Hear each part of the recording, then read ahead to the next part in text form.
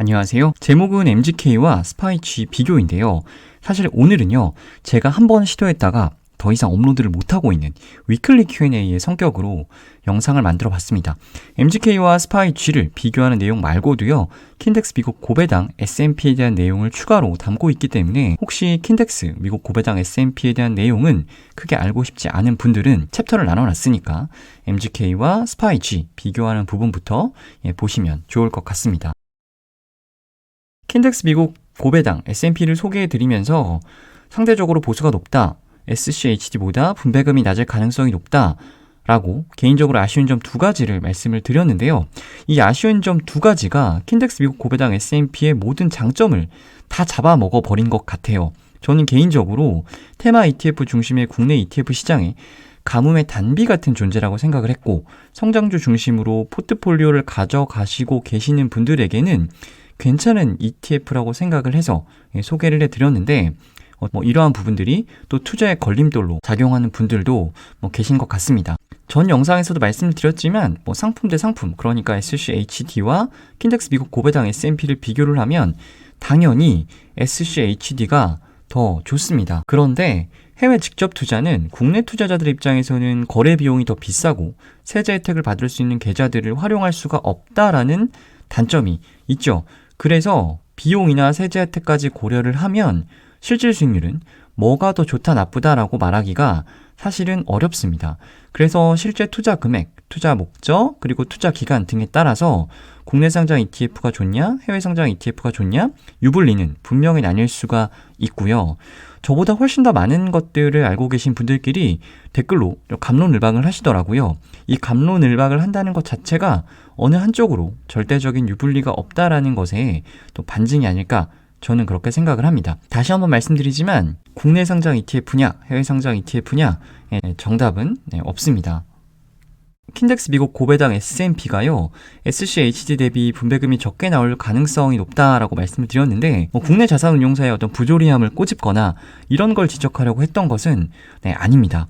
킨덱스 미국 고배당 S&P가 순자산 규모가 적은 데다가 설정 초기에는 아무래도 기타 비용이 많이 잡혀요. 이건 킨덱스 미국 고배당 S&P뿐만 아니라 설정 1년차 ETF들이 모두 다 겪는 과정이라고 보시면 될 것 같고요. 어떤 분이 댓글로 ETF 분배금을 운용사가 다 빼돌릴 것 같다라는 댓글을 남겨주셨는데, 절대 있을 수가 없습니다. 운용보수 이외에 운용사가 무언가를 절대 수취할 수가 없는 구조이고요. 비용을 제외한 현금성 자산들은 모두 투자자들에게 분배할 수밖에 없습니다. 그러니까 운용사가 분배금으로 나갈 것을 빼돌린다? 그런 걱정은 하지 않으셔도 됩니다. 분배를 하지 않고 현금을 쌓아둔다? 사실 그런 의사결정도 하기 쉽진 않아요. 왜냐하면 그렇게 되면 기초지수와 ETF의 추적 오차가 벌어지겠죠. 액티브 펀드가 아니라 기초지수를 그대로 추종해야만 하는 패시브 ETF이기 때문에 ETF 내에도 현금을 쌓아둘 이유가 전혀 없습니다. 운용사를 쉴드 치려는 건 절대 아니었고요. 잘못된 댓글들이 오해와 억측을 낳기 때문에 부연 설명을 좀 드렸습니다. 국내 투자자들에게는 며칠 전에 소개해드린 MGK보다 인지도가 높은 스파이G가 있죠. MGK 영상을 올리면 스파이G와 비교해달라는 요청이 있을 것 같다라는 생각을 했었는데, 또 때마침 질문을 남겨주셔서 간단하게 좀 비교해 보려고 합니다. 스파이G는요, S&P 500 그로스 인덱스, 즉 성장주 인덱스를 추종하는 패시브 ETF입니다. S&P 편입 종목 중에는 다양한 스타일의 주식이 있을 텐데, 그 중에서 성장주만 뽑아낸 인덱스를 추종하는 ETF가 바로 이 스파이G인 거죠. MGK와 스파이G를 비교하면 순자산 규모는 비슷합니다. 그런데 거래량이 스파이G가 훨씬 더 많네요. 기초지수 각각 나와 있으니까 참고하시면 좋으실 것 같고요. 종목수는 차이가 좀 많이 납니다. MGK가 111개인데 스파이G가 238개입니다. 탑10 종목을 보면 큰 차이는 없어 보이죠. 애플, 마이크로소프트, 알파벳, 페이스북, 테슬라, 그리고 엔비디아까지 편입비 상위 종목들을 보시면 비슷한데요. 다만 MGK가 전체적으로 편입 종목 수가 스파이G 대비해서 적다 보니까 이 시가총액 상위 10개 종목의 비중이 스파이G보다는 조금 더 높은 것을 보실 수가 있습니다. ETF 성격을 비교할 때는 섹터별 비중을 비교해 보는 것이 가장 확실합니다. 스파이G와 MGK의 섹터별 비중을 비교를 해보면 성격 차이가 조금 드러나는 부분이 있죠. MGK 편에서도 말씀을 드렸는데 임의소비재, 커뮤니케이션 서비스, IT 이 세 개 섹터가요. 대표적인 성장주들이 편입되어 있는 섹터인데요. 이 세 개 섹터의 합이 스파이G는 69.7, MGK는 77.1%입니다. 약 8%포인트 정도 차이가 나죠. 가장 눈에 띄는 섹터는 이 헬스케어 섹터인데요. 스파이G가 11.5%인 반면에 MGK는 6.4% 수준입니다. 우리나라는 헬스케어 섹터에 편입되어 있는 대표 종목이 셀트리온, 삼성바이오로직스가 있죠. 그래서 우리나라 헬스케어 섹터는요. 변동성도 높고 성장주 섹터로 많이 인식을 하고 계신데 실제 글로벌 헬스케어 섹터들은요. 대표적인 방어주에 속합니다.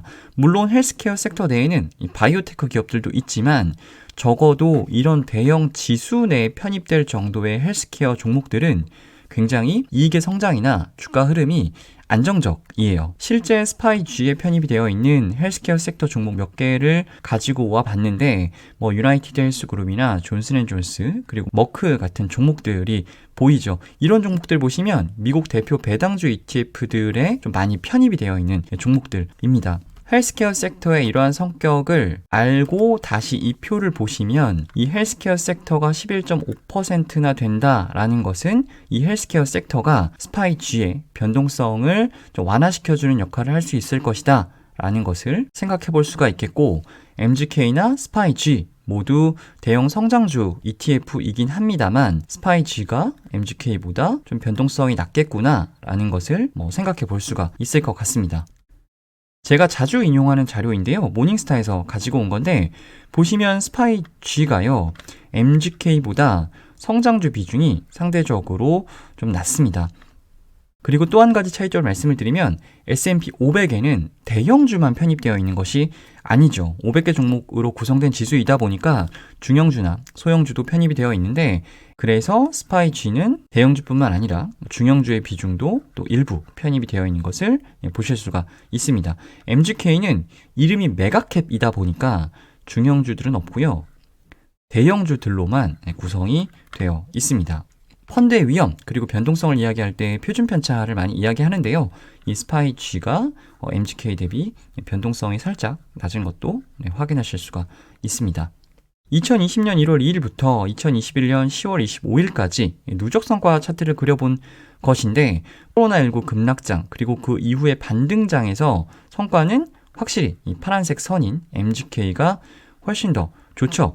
대형 빅테크 기업들이 견인하는 시장이었고 이런 종목들의 편입비가 MGK가 더 높다 보니까 이렇게 대형 성장주가 이끄는 시장에서는 MGK가 스파이G 대비해서 성과가 더 괜찮을 수밖에 없습니다.